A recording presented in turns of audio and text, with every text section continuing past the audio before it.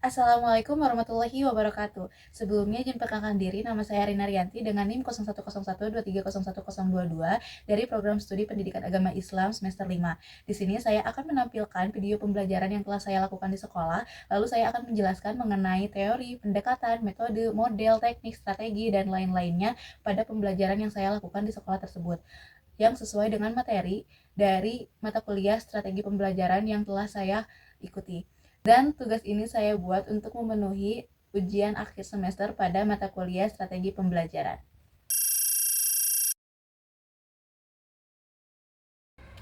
Di sini pembelajaran dimulai dengan guru memasuki kelas lalu mengajak untuk berdoa bersama-sama sebelum melakukan inti kegiatan pembelajaran.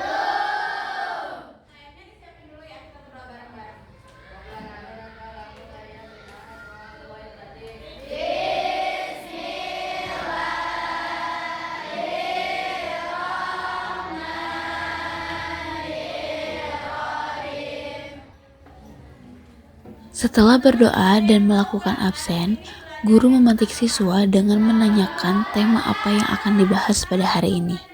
Hal ini karena teori yang saya gunakan sebagai guru dalam pembelajaran yaitu teori konstruktivisme. Teori konstruktivisme itu sendiri yaitu teori pembelajaran yang menekankan bahwa pembelajaran sebagai proses aktif. Lalu pengetahuan bersifat subjektif yang dibangun oleh peserta didik melalui pengalaman pribadi. Seperti pada video, guru menanyakan definisi puasa sesuai pengetahuan awal dan pengalaman peserta didik.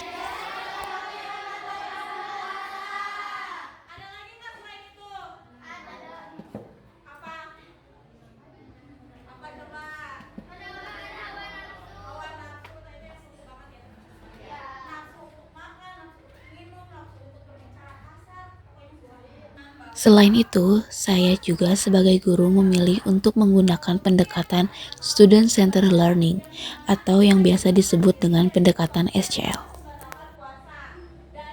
Pendekatan SCL itu merupakan pendekatan yang menjadikan siswa sebagai pusat informasi utama dalam pembelajaran. Saya menggunakan pendekatan ini karena saya ingin membangun pembelajaran yang aktif, sehingga dapat mendorong pembelajaran untuk siswa yang pasif itu menjadi aktif dan agar memotivasi seluruh siswa agar selalu bersemangat dalam pembelajaran. Contohnya seperti pada video ini.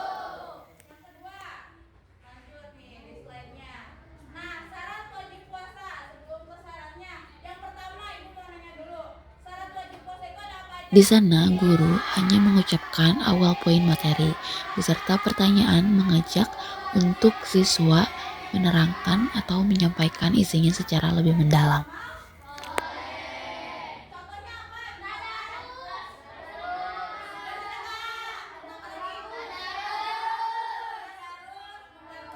Lalu untuk metode pembelajaran, saya menggunakan beberapa metode karena dalam pembelajaran harus bervariasi metodenya agar siswa tidak merasa jenuh.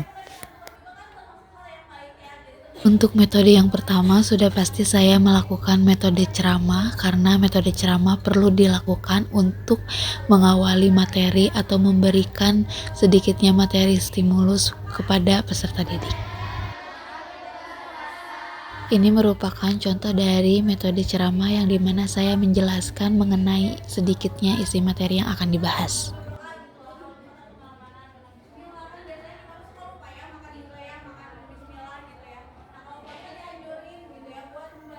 Lalu juga ada metode tanya jawab seperti tadi, saya bertanya kepada siswa mengenai apa saja rukun puasa ataupun hal lainnya.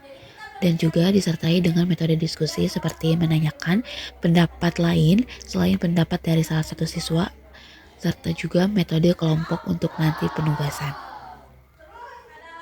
Ini merupakan contoh dari metode diskusi dan tanya jawab yang saya lakukan di dalam kelas, di mana saya bertanya kepada siswa untuk menjawab pertanyaan saya dan jawaban dari siswa saya tanyakan kembali apakah disepakati ataupun ada pendapat lain dari siswa lainnya. Selain metode, ada juga teknik, yang dimana teknik yang saya gunakan dalam pembelajaran terdiri dari beberapa teknik, yaitu teknik pembelajaran aktif, teknik pembelajaran visual karena menampilkan gambar seperti PPT, lalu ada teknik pembelajaran menggunakan teknologi karena membuat PPT dan menampilkan dengan proyektor, dan kolaboratif dengan membentuk kelompok di nanti penugasan. Untuk model pembelajaran yang saya gunakan adalah model PJBL atau Project Based Learning, yang dimana murid dibagi menjadi beberapa kelompok untuk membuat proyek, yaitu mind map mengenai tema-tema yang telah ditentukan pada materi puasa. Nah, model pembelajaran tersebut disertai dengan strategi pembelajaran yang dipakai, yaitu strategi pembelajaran kooperatif dan kolaboratif. Saya sebagai guru menentukan tugas mind map dengan tema yang akan dipilih oleh kelompok siswa sebagai bentuk dari strategi kooperatif. Karena di sana yang menentukan tugas dan tema yang akan dipilihnya adalah oleh saya sebagai seorang guru pelajarannya. Untuk contoh strategi kooperatif yaitu pada video ini, di mana saya sedang menuliskan atau menentukan topik-topik yang akan dibahas oleh per kelompoknya. Lalu setelah itu saya juga menjelaskan mengenai tata cara ataupun juknis ataupun langkah-langkah dalam membuat mind map yang akan dikerjakan oleh peserta didik.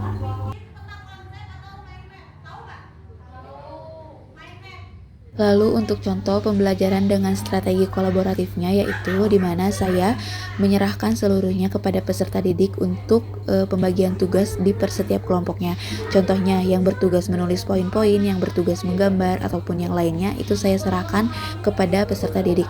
Dikarenakan itu akan membangun solidaritas ataupun kerjasama antara peserta didik satu dengan yang lainnya, dan juga memungkinkan untuk penugasannya sesuai dengan keinginan.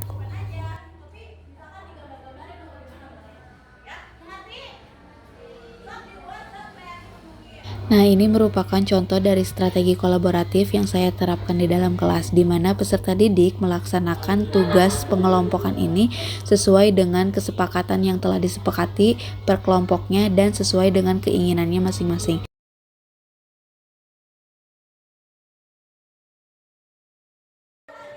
Setelah melakukan penugasan dan telah dikumpulkan penugasan siswanya, guru sebelum menutup pembelajaran melakukan pengulasan materi sebagai bentuk penguatan pada pembelajaran hari itu.